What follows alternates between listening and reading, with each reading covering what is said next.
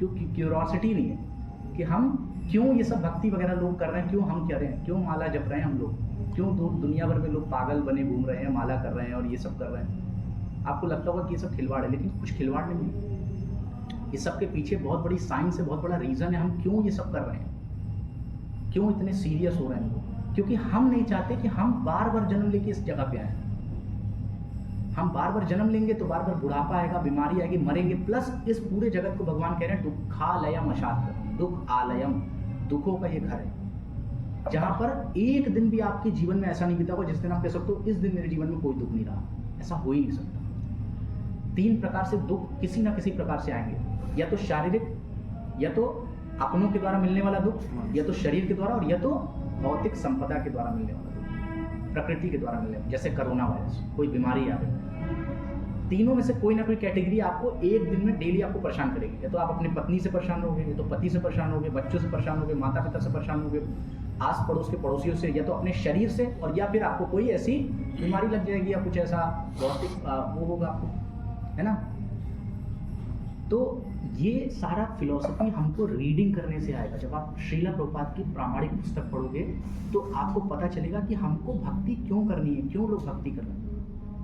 ये बहुत बड़ी साइंस है जिसको बोलते हैं स्पिरिचुअल साइंस, कृष्ण भावनामृत, ठीक है। तो ये हमें समझना है बहुत ही गंभीरता के साथ। ये कोई सामान्य बात नहीं है कि हम बार बार जन्म लेके बार बार परेशान हो रहे हैं 84 लाख योनियों में।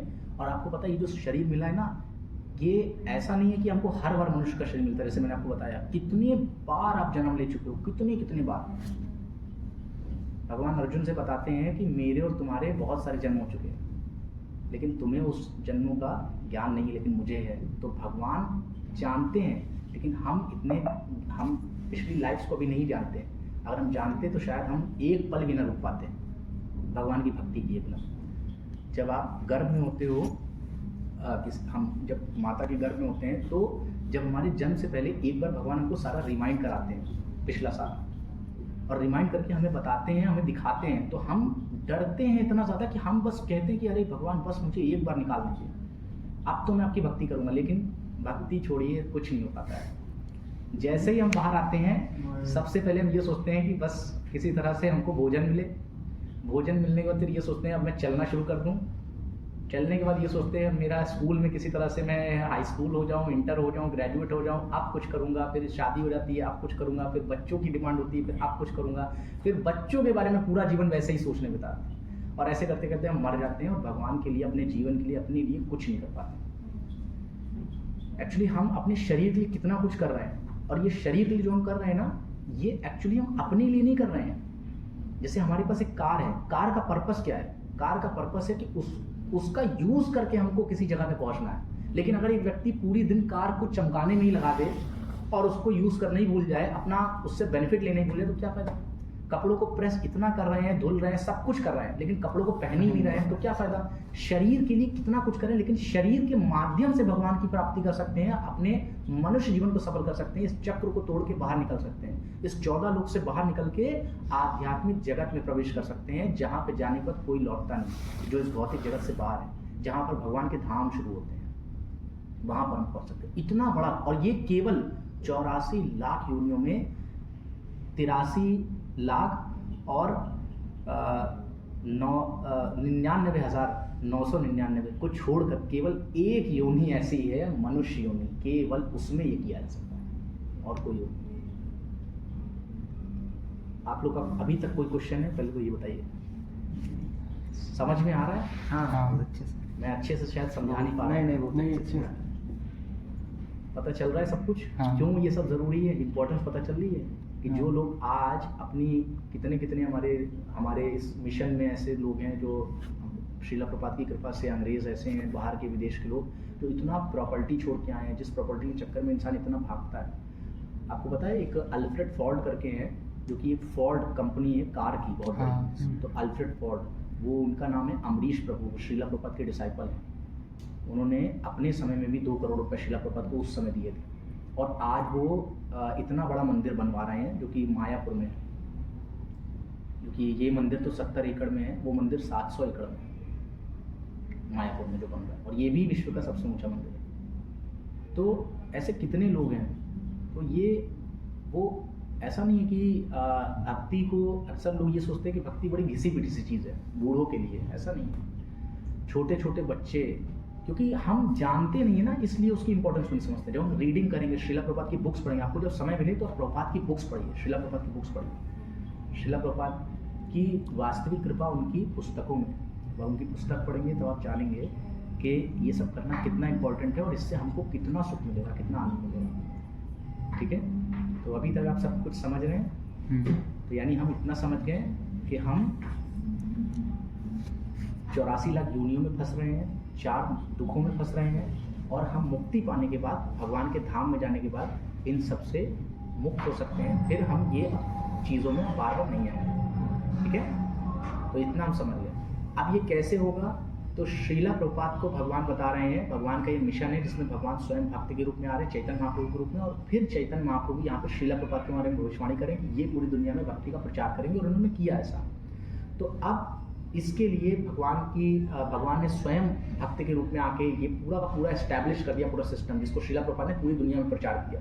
अपना नहीं, वही श्रीला प्रभुपाद ने भगवान का बनाया हुआ पूरा सिस्टम, पूरा मिशन पूरी दुनिया में स्टैब्लिश किया, और उसी की वजह से आज पूरी दुनिया में लोग सुखी रह रहे हैं, भक्ति हो रही, भक्ति का प्रचार हो रहा है, उनका जीवन आनंद से बढ़ रहा है। तो उसका क्या तरीका भगवान ने बताया, जब भगवान स्वयं भक्त के रूप में चैतन्य महाप्रभु के रूप में आए, वो है हरे कृष्ण कृष्ण कृष्ण हरे हरे, हरे राम राम राम हरे हरे। ठीक है, सिंपली इस मंत्र का अगर आप जाप करते हैं, जो कि 10 मिनट मुश्किल से लगेगा एक माला करने में, तो ऐसे करके आप जाप करके अपने मनुष्य जीवन को सुखी आनंद में बना सकते हैं, और इसी जन्म में भगवान के धाम जा सकते हैं। समझ रहे हैं? और श्रीला प्रभुपाद ने बताया जो 16 माला का जाप करेगा वो इसी जन्म में भगवान के धाम चला जाएगा।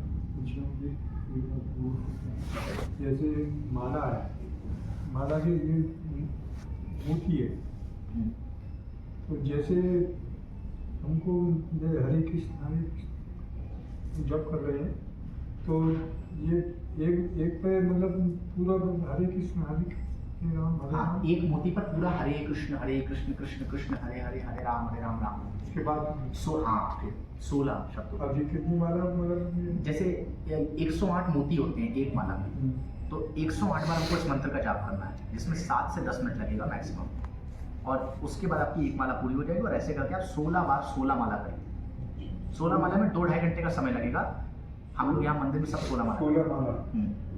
श्रीला प्रभुपाद ने बताया जो 16 माला डेली जाप करेगा इसी जन्म में भगवान के धाम चला जाएगा। लेकिन आप लोग अभी घबराइएगा मत, ऐसा नहीं कि 16 माला डायरेक्ट ही स्टार्ट कर देना है, पहले एक माला से शुरुआत करना है। अभी जैसे हम कर पा रहे हैं 7-8 माला कर पा रहे हैं यहाँ पे, 2 घंटे आगे, वो नहीं 2 घंटे 1.5 घंटे में 8 माला हो पाती है। कैसे कर रहे हैं थोड़ा बताइए, शायद आप बहुत धीमे कर रहे हैं। कोई चलेगा,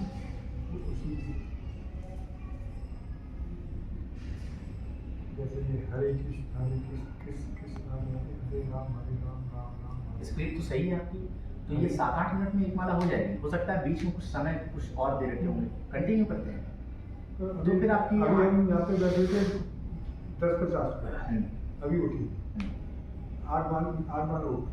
ओके, तो हो सकता है कि शायद बीच में कुछ समय ऐसा हुआ हो, क्योंकि 2.5 घंटे मैक्सिमम होते हैं, या ज़्यादा से ज़्यादा 3 घंटे ले लिया 16 माला करने में, उससे ज़्यादा। दूसरी बात, अभी तक ये अभ्यास तो हमने किया नहीं, ये अभी करीब महीने 15 दिन से ये अभ्यास। ठीक है, तो आप इसको करते रहिए, धीमे धीमे आपकी स्पीड बढ़ेगी, आप अच्छे से। अब एक दिन में मान लो कि अभी हम ज़्यादा तो नहीं आ रहा, अच्छा किसी भी समय कर सकते हैं। हाँ, किसी भी समय जाप कर सकते हैं, किसी भी अवस्था में, यानी शुद्ध हैं नहीं शुद्ध हैं तब भी कर सकते हैं, और किसी भी जगह कर सकते हैं। बिस्तर पे, ऐसा नहीं कि बिल्कुल आसनी बिछा के बैठना है ज़मीन पे, ऐसा नहीं, खड़े होके चल के फिर जैसे मान लो कोई खाना खाया, उसके बाद भी कर सकते हैं। उसके बाद बस सुबह उठ के कर सकते हैं, रात को सोने के बाद यानी उठने के बाद कर सकते हैं।